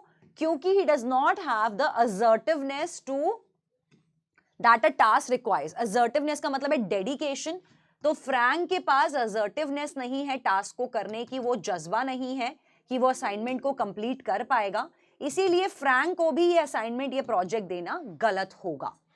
सो the task must be assign to Parker. हमने कहा कि चलो यार पार्कर को हम ये असाइनमेंट दे सकते हैं। Parker the only supervisor, Parker की पोस्ट क्या है कंपनी में, पार्कर सुपरवाइजर हैं शिपिंग डिपार्टमेंट में, other than Larsen and Frank. तो मतलब हमने कहा कि यार हम लोग लार्सन को और फ्रैंक को ये असाइनमेंट नहीं दे सकते क्योंकि दोनों में कोई ना कोई क्वालिटी मिसिंग है, और टेक्निकली हमें लगता है कि पार्कर जो सुपरवाइजर है कंपनी का, उसको ये असाइनमेंट देना बिल्कुल ठीक डिसीजन होगा। Now considering the following option, argument depends on which of the following assumption. तो आपके सामने ऑप्शन चॉइसेस हैं, क्या हो सकता है इस केस में correct assumption. Larsen has the assertiveness that the task require, हमने बोला लार्सन के पास टाइम कॉन्फ्लिक्ट है, लेकिन उसके पास असर्टिवनेस है या नहीं ये ऑथर ने हमें नहीं बताया, तो ये मान लेना कि उसके पास असर्टिवनेस है, ये आपकी एक्सट्रीम अजम्पशन हो गई। टास्क उसको असाइन नहीं किया जा सकता अदर देन द सुपरवाइजर, मतलब यस जो कि है पार्कर, इन्होंने कहा कि सुपरवाइजर के अलावा टास्क किसी और को असाइन किया ही नहीं जा सकता, ना लार्सन को कर सकते हैं ना फ्रैंक्स को कर सकते हैं, तो सुपरवाइजर के अलावा हम टास्क किसी और को असाइन कर ही नहीं सकते हैं। That's why B is the correct option. C ने कहा Frank would be assigned the task if Frank had the assertiveness the task required, कि फ्रैंक को हम टास्क दे देते अगर उसके पास असर्टिवनेस होती। ये भी सही लग रहा है लेकिन गलत है, कि क्या पता फ्रैंक के पास असर्टिवनेस अगर होती तो क्या पता फ्रैंक के साथ भी शेड्यूलिंग कॉन्फ्लिक्ट भी होता। हमें नहीं पता कि फ्रैंक के पास शेड्यूलिंग कॉन्फ्लिक्ट भी हो जाता, असर्टिवनेस हो जाती अलग बात है, लेकिन क्या पता फ्रैंक के साथ शेड्यूलिंग कॉन्फ्लिक्ट भी होता। तो ये मान लेना कि सिर्फ असर्टिवनेस होने की वजह से हम उसको टास्क दे देते, हम लार्जन को भी तो टास्क नहीं दे रहे, असर्टिवनेस तो उसमें थी। So that is why C will be the eliminator. D ने कहा the task can not be assign to anyone who has any kind of scheduling conflict. सिर्फ शेड्यूलिंग कॉन्फ्लिक्ट नहीं है, इन्होंने असर्टिवनेस को भी एक इंपॉर्टेंट फैक्टर माना है, और वो असर्टिवनेस इस ऑप्शन में डिस्कस नहीं है। इस ऑप्शन में सिर्फ इतना बोला कि जिसको भी शेड्यूलिंग कॉन्फ्लिक्ट है उसको टास्क नहीं दिया जाएगा, जबकि ऑथर ने कहा जिसको असर्टिवनेस प्रॉब्लम है उसको भी टास्क नहीं दिया जाएगा। On that notion D also stands an incorrect answer choice. Moving ahead with another passage. Passage ने कहा the song of yellow warbler signals to other yellow warblers that a particular area has been appropriated by the singer as its own feeding territory। तो एक bird है जिसका नाम है yellow warbler. ये yellow warbler bird जब भी गाना गाता है तो ये सिंग करके अपनी टेरिटरी मार्क कर देता है, ताकि इसके बाकी के भाई बंधु, बाकी के येलो वॉबलर्स को ये समझ में आ जाए कि यहां पर हमारा येलो वॉबलर गाना गा रहा है, तो मतलब आसपास का एरिया उसको अप्रोप्रिएट करना है। अप्रोप्रिएट करने का मतलब है यूज करना है। फॉर एग्जाम्पल अगर एक ट्री पे येलो वॉबलर गाना गा रहा है तो बाकी के वॉबलर समझ लेंगे कि आसपास के ट्रीज और वो वाले ट्रीज के जो भी फ्रूट्स हैं, जो भी लीव्स हैं, जो भी चीजें चाहिए वो उस वॉबलर के काम आएंगी, तो हमको उसकी टेरिटरी में एनक्रोच नहीं करना चाहिए, वरना बेचारे को खुद रिसोर्सेस की किल्लत हो सकती है। इसका मतलब वो उसको as a feeding territory use कर रहा है to meet the food needs, और वो ये बात गाना गा के अपने बाकी के वॉबलर्स को समझा देता है। Although the singing deters other yellow warblers from taking over the feeding territory of the singer, other yellow warblers may range for food within a portion of the singer's territory। तो यहां पर बाकी के येलो वॉबलर्स लेकिन food के लिए उस area में टेरिटरी में आ सकते हैं।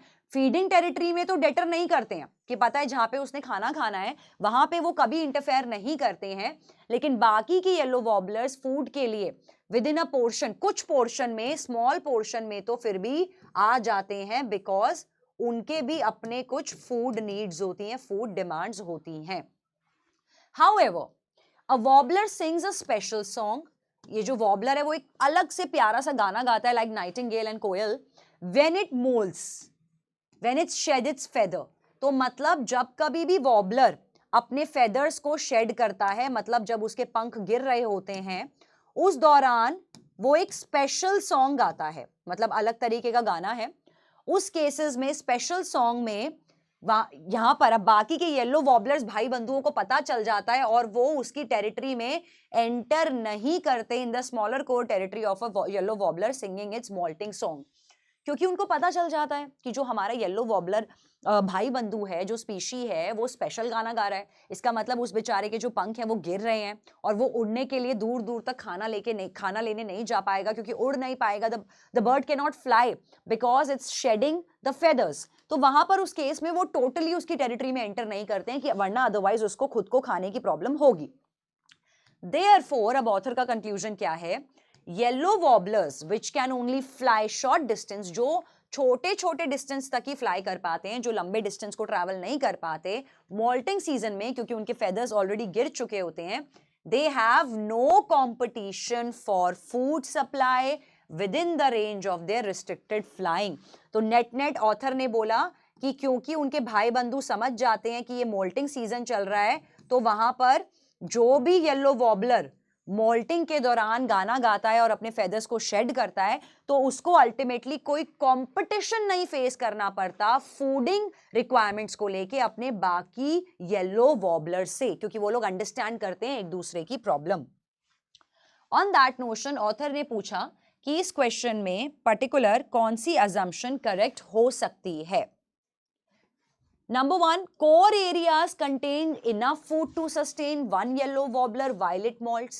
तो इसने कहा कोर एरिया के फूड की कैपेसिटी के बारे में बताया कि जिस एरिया में येलो वॉबलर खाना खा रहा है वहां पर इतना फूड होता है कि एक वॉबलर को खाना फीड कर सके। तो कैपेसिटी मतलब एरिया की कितनी कैपेसिटी है, वहां कितने फ्रूट्स हैं, कितनी वेजिटेबल्स हैं, कितने ग्रासेस हैं, कितने लीव्स हैं कि वो एक वॉबलर को खाना खिला पाए।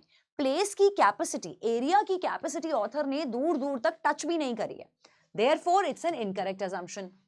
बी ने कहा warblers are only molting birds that lay claim to core areas of feeding territories by singing। इन्होंने कहा वॉबलर ही इकलौता ऐसा बर्ड है जो मोल्टिंग सॉन्ग गाता है, जो मोल्टिंग सॉन्ग गाता है, सिर्फ वॉबलर ही ऐसा ओनली बर्ड है। अब ये अगेन गलत असम्पशन है क्योंकि ऑथर ने वॉबलर का एग्जाम्पल दिया है कि वॉबलर गाना गाता है मोल्टिंग सीजन में और वो बता देता है बाकी के वॉबलर्स को कि वो अपने फेदर्स को शेड कर रहा है, लेकिन बाकी के बर्ड्स ये सेम पैटर्न फॉलो करते हैं या नहीं करते हैं, ऐसा हमें ऑथर ने कुछ नहीं बताया। बी ने क्लियरली बोल दिया कि ये मान लो कि बाकी के बर्ड्स ये पैटर्न नहीं फॉलो करते, सिर्फ वॉबलर्स ये पैटर्न फॉलो करते हैं। तो therefore B is again the incorrect assumption. C ने कहा there are no other birds than warblers, yellow warblers that compete for food। yes, that's a correct answer। इसने क्या बोला कि जब भी वो गाना गाता है तो उस केस में कोई कंपटीशन नहीं फेस करना होता क्योंकि बाकी के वॉबलर्स को पता चल जाता है कि इसके फेदर्स गिर रहे हैं, कोई कंपटीशन नहीं फेस करना पड़ता।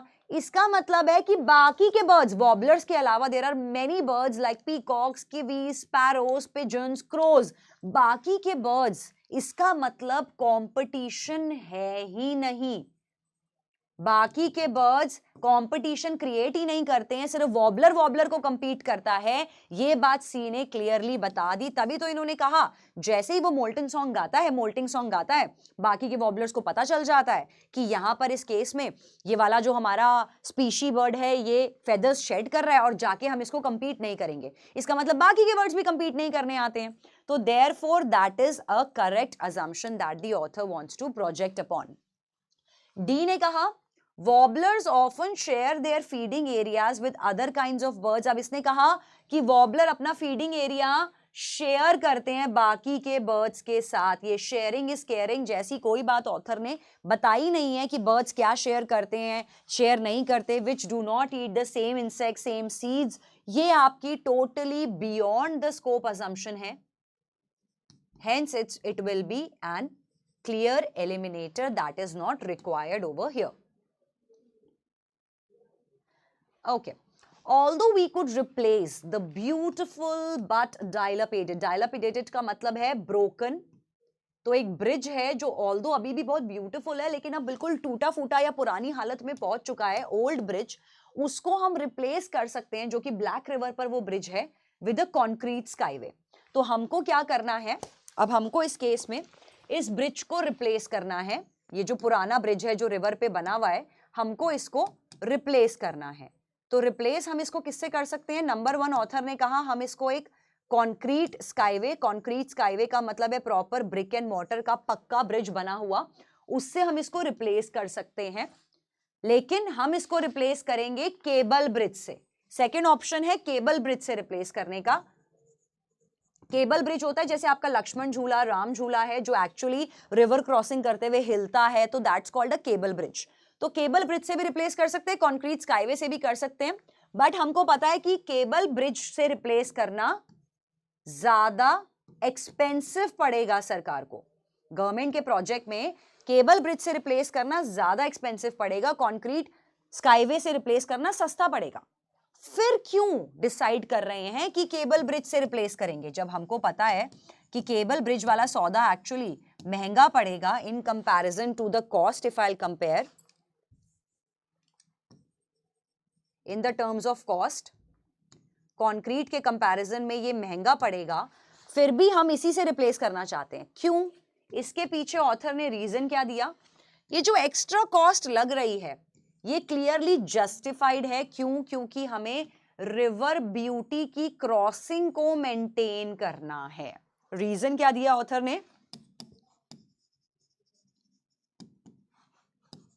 Maintaining the beauty of river crossing.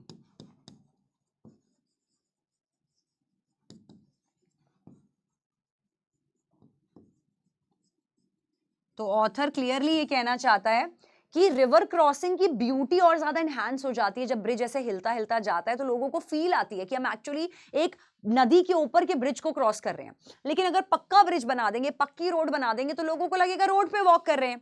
तो ब्यूटी को मेंटेन करना है, इसीलिए काम करते हैं यार, महंगे वाला केबल ब्रिज बना लेते हैं, सस्ता वाला कॉन्क्रीट स्काईवे नहीं बनाते हैं। तो that is the conclusion of the author. क्या होगा इसमें से पॉसिबल अजम्पशन जिसपे ऑथर का पूरा आर्ग्यूमेंट डिपेंड करता है। First, it is no more costly to maintain a cable bridge. जो भी ऑप्शन आपका प्रीमाइस को किल कर देता है वो आपका इनकरेक्ट ऑप्शन चॉइस होता है। जिसने बोल दिया प्रीमाइस ही झूठा है, प्रीमाइस में जो बात लिखी है वो झूठी है, यहां पे जब ऑथर ने लिख दिया कि केबल ब्रिज को बनाना महंगा पड़ेगा, इस ऑप्शन ने कहा अब तो महंगा नहीं पड़ेगा, no more costly to maintain cable bridge, therefore this option is killing the premise, it is falsifying the premise and hence it has to be the incorrect option choice। तो ये आपके bang on clear eliminators होते हैं जो option premise को ही झूठा साबित कर देते हैं।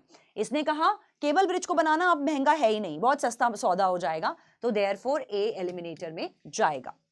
बी ने कहा एक concrete skyway would not have any practical advantage।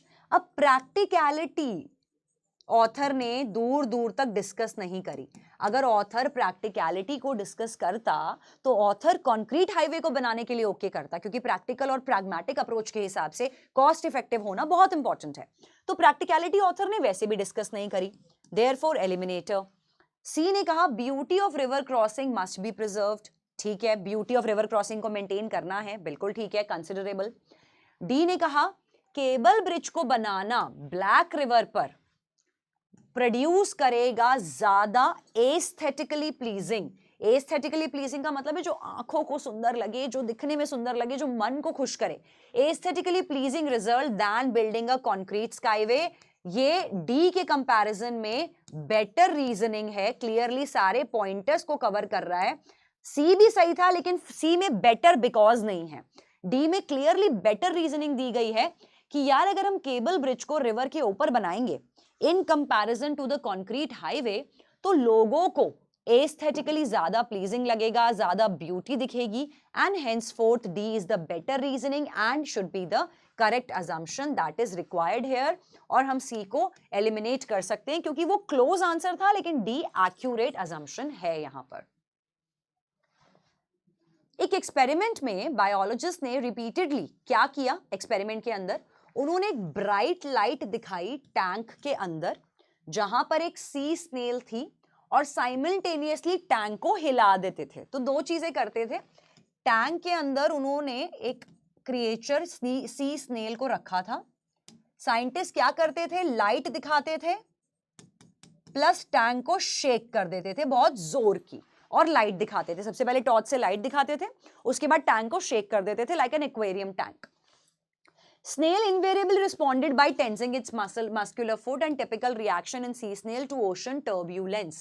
Ocean में जब भी टर्ब्यूलेंस आती है, करंट्स आते हैं, सुनामीज आती हैं, हाई वेव्स आती हैं, तो सी स्नेल के जो मसल्स हैं वो ऐसे कॉन्ट्रैक्ट हो जाते हैं। आप भी जब कभी डरते हो तो बॉडी का थोड़ा सा चेंज हो जाता है ना, कॉन्ट्रैक्शन हो जाता है बॉडी में, तो सेम मस्कुलर टेंशन स्नेल में भी होती है जब भी ओशन टर्ब्यूलेंस होते हैं। तो यहां पर सेम चीज होती थी, जब साइंटिस्ट लाइट दिखा के टैंक को शेक करते थे तो वो बेचारी सी स्नेल अपने मसल्स को, मस्कुलर फुट को कॉन्ट्रैक्ट कर लेती थी। जब बार बार सेवरल रेपिटेशन किया साइंटिस्ट ने सेम चीज का, तो snail tense its foot whenever the biologist shone the light into the tank even when the tank was not simultaneously shaken। Here comes the catch। कुछ टाइम तक तो यही सेम चीज रिपीट की, तो उसको आदत हो गई कि जब जब लाइट दिखाएंगे तो तब तब शेक भी करेंगे।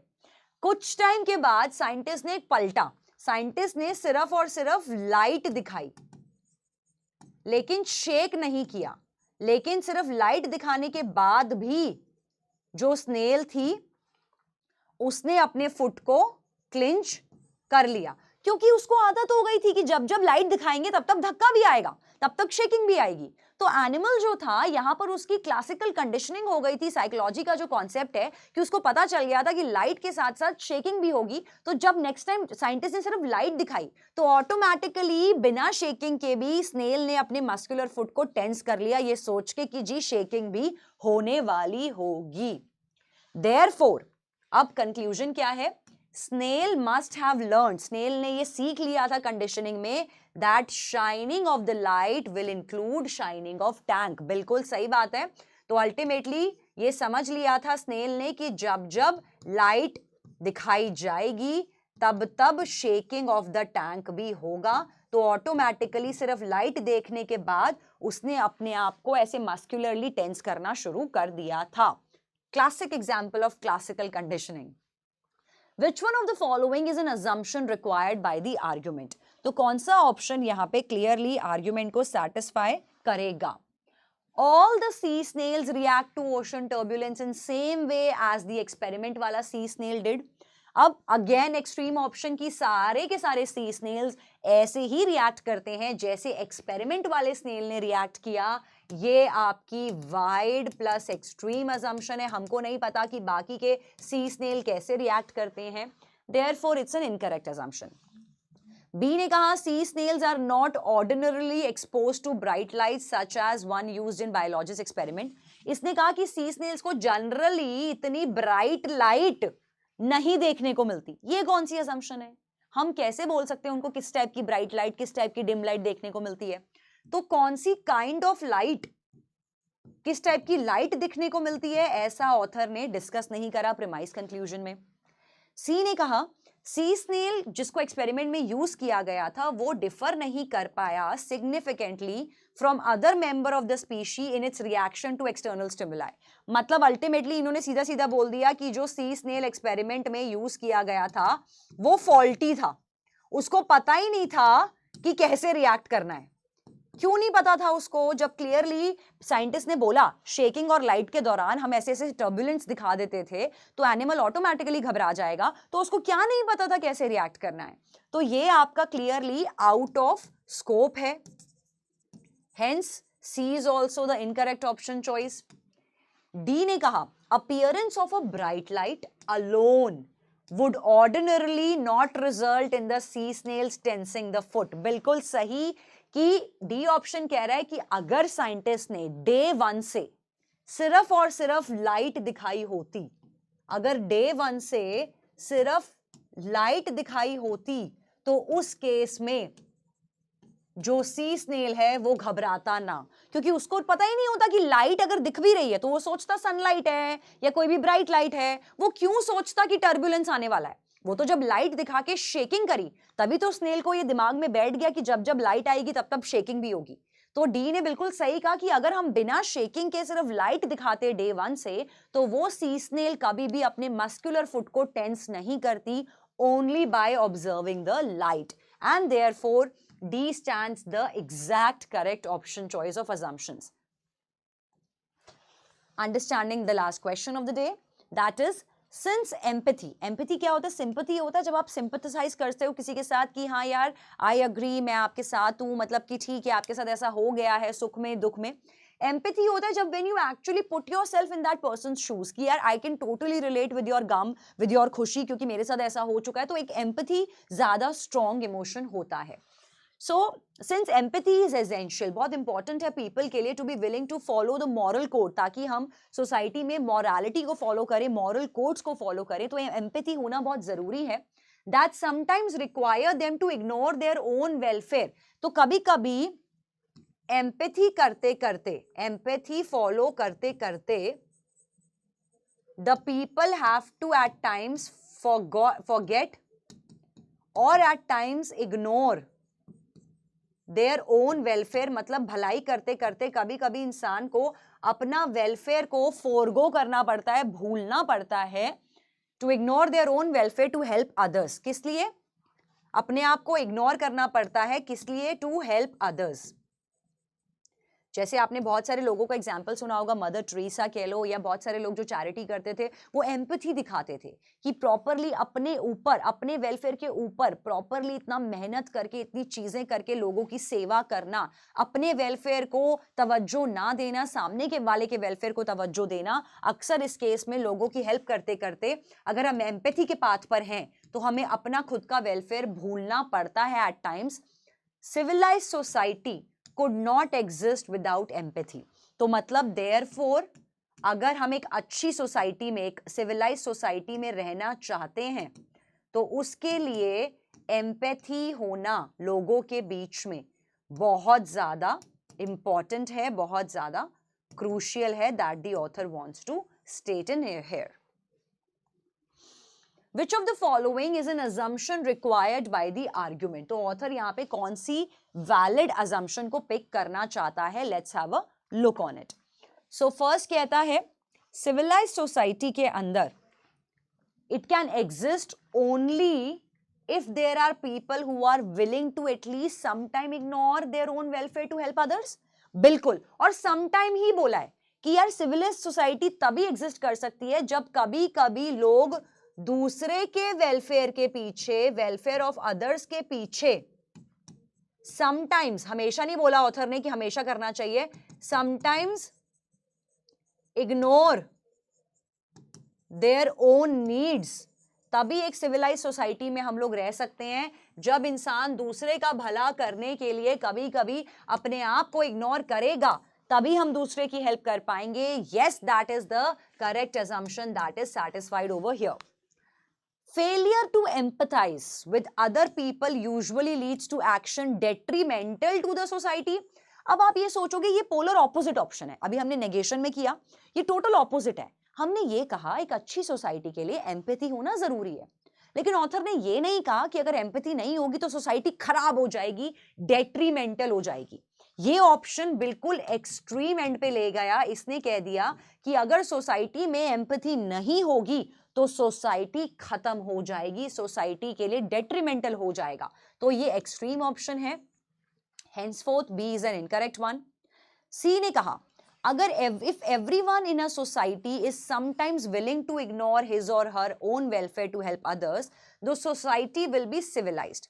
If everyone, अब यहां पर आप सोचोगे कुछ कुछ ये A से मिलता जुलता है, लेकिन C ने कहा सभी लोग सोसाइटी में, everyone, again an extreme option that are always tend to be ignored in logical reasoning, कि हर कोई सोसाइटी में हमेशा कभी कभी अगर अपने आप को इग्नोर करेगा दूसरे को हेल्प करने के लिए, तभी सोसाइटी सिविलाइज होगी। Therefore, being the extremist, this option has to be eliminated।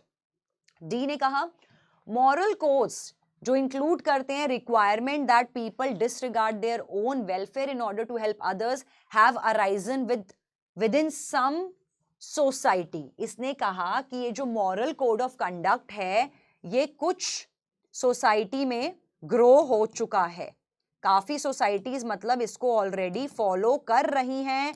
ऐसा हमको ऑथर ने कुछ नहीं बताया कि कितनी सोसाइटीज एम्पैथी के पाथ पे ऑलरेडी निकल चुकी हैं।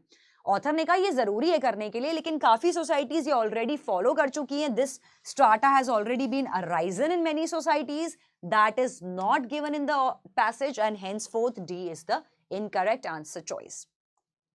So with this, in today's class we have learned first important concept, that was the dissection of the argument। और dissection of the argument बहुत important है लॉजिकल रीजनिंग के लिए। जब तक आपको यही नहीं पता कि प्रीमाइस क्या होता है एक पैसेज के अंदर और कंक्लूजन क्या होता है एक पैसेज के अंदर, तब तक आप उस पर्टिकुलर क्वेश्चन पे लॉजिकल रीजनिंग के फंडास को, assumption, strengthen, weaken, paradox, flaw, parallel reasoning, inference, conclusion कुछ भी नहीं कर पाओगे। तो डाइसेक्शन समझना बहुत इंपॉर्टेंट है कि पैसेज के अंदर प्रीमाइस क्या है, कंक्लूजन क्या है। सेकेंडली हमने निकालना की कोशिश करी है अजम्पशंस आज, जो कि एक अगेन क्रूशियल टॉपिक है। अजम्पशंस के जैसे मैंने कहा आपको टू फॉर्मेट में क्वेश्चंस आते हैं, short questions and long questions. Short questions में आपको assumptions गिवन होती हैं, स्टेटमेंट गिवन होती है, assumption 1, assumption 2 गिवन होती है, और आपको फिगर आउट करना होता है इसमें से कौन सी assumption एक्यूरेट assumption है। तो again assumption negation test and plus bridging the gap, ये दोनों टेक्निक्स हेल्प करेंगी आपको। कि ब्रिजिंग द गैप का मतलब है P और C से जब आप लीप ऑफ फेथ लोगे तो अजम्पशन वो थ्रेड है जो इनको कनेक्ट करता है, इनको लिंक करता है। सेकेंड काइंड ऑफ क्वेश्चन जिसमें मैंने कहा लॉन्ग क्वेश्चन में आपको पैसेजेस आएंगे और इस केस में पैसेज में आपको ऑथर का अजम्पशन पूछा जाएगा। So whenever you apply and try the assumption question, always apply bridging the gap technique, and second technique, that's again the ninja technique, that is the assumption negation technique. So these two techniques will always come handy to you. इनको apply करना है और assumption इतना crucial topic है क्योंकि अभी next class में आप लोग पढ़ने वाले हो strengthening the argument and weakening the argument, और strengthening and weakening में भी assumption का बहुत इंपॉर्टेंट रोल होता है क्योंकि उसके थ्रू ही आप अपने आर्ग्यूमेंट को सपोर्ट, स्ट्रेंथन या वीकन कर पाते हो। तो assumption नेट अगर देखा जाए तो आपका बहुत इंपॉर्टेंट टॉपिक रहता है क्रिटिकल रीजनिंग के सेक्शन में। सो अब आपको ये करना है, after the module please practice a lot of questions that you can do on assumptions। जितना ज्यादा प्रैक्टिस करोगे लॉजिकल रीजनिंग में उतना ज्यादा ब्रशिंग आता है। 30 डेज सिर्फ रह गए हैं तो जितना जी जान से मेहनत कर लोगे, क्योंकि आपका ड्रीम एनएलयू आपको बुला रहा है, लेकिन आपसे सिर्फ क्या मांग रहा है? कंसिस्टेंसी, मेहनत और रेगुलरिटी। और लास्ट टाइम रह गया, it's totally time to pull up your socks and do the best that you can to achieve your dreams. मिलते हैं आपसे अगले सेशन में, तब तक के लिए take care everyone, bye bye all.